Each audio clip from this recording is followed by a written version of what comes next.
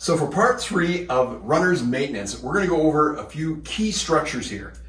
One being the glutes and the other being the hip flexors. Now, these are incredibly important for power generation.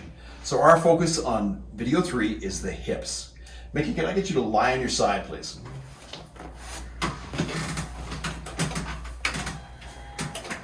So often we talk about power generation, we talk about the hip trio, so the glute max, medius, and minimus. Okay. Mickey, I'm actually going to get you to turn on the other side, please. Thank you.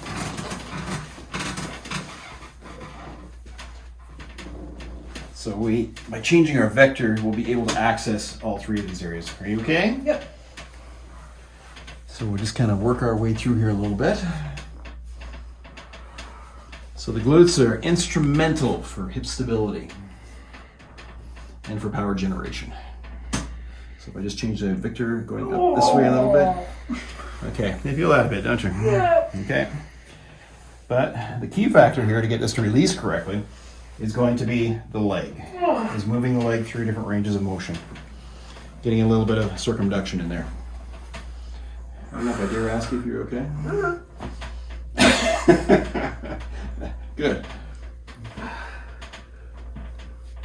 Now, the really interesting thing about seeing someone and they're running along the pathway and you watch them running along, and as they bring their leg up, we start to see what we refer to as a Trendelenburg gait in individuals with a weak glute. This is a condition where the hip drops on the side of the lifted foot, leading to an uneven or very unstable gait. So next time you're watching somebody run down the running trail, take a look and see whether or not they're dropping their hip on one side. You okay? Mm-hmm. Starting to ease off a little bit? A little bit. I believe you. So, key thing again, don't just work one side. We're just doing this for demonstration purposes. Work on both sides. Okay, so turn to the other side. Let's get on the hip flexors there a little bit. And we'll do this in a couple ways. One, we're going to stabilize the pelvis here. I'm going to get you to bring your leg back, like so, as you reach over. Okay. Correct. Okay, have me working on the area here? Yeah. Okay. So I'm actually going to take my forearm down here. Take it in. You okay?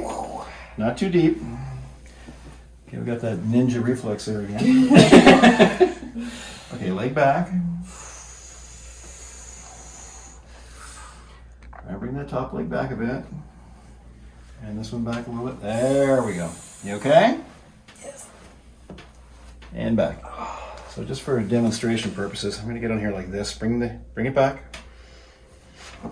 Yeah, that's what do you feel? There's a lot less. Nah, not a lot, do you? Yeah. Okay, bring it forward.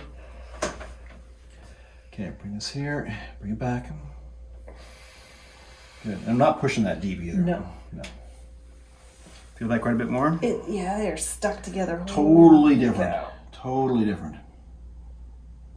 And back. So 3 to 5 passes. Obviously, we do both sides.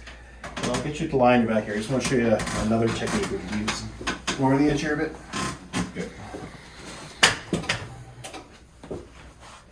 Okay, now take this here. Bring this down. Okay, bring your foot out. Good. Come back up again. So I'm not pushing that deep though, am I? No. Good. And back. And again.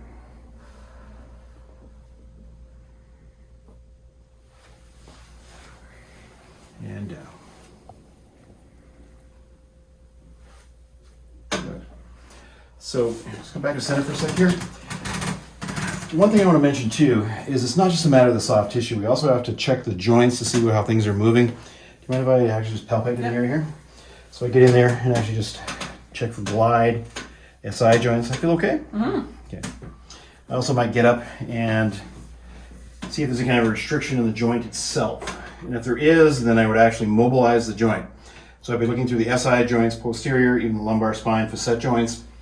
Be looking through the hip joints themselves, and I would see whether or not we had any kind of a restriction. If we did, then I would work on that in conjunction with these structures. So it's not just a matter of getting onto the glutes and the hip flexors, but considering the entire kinetic chain. So, upcoming video number 4.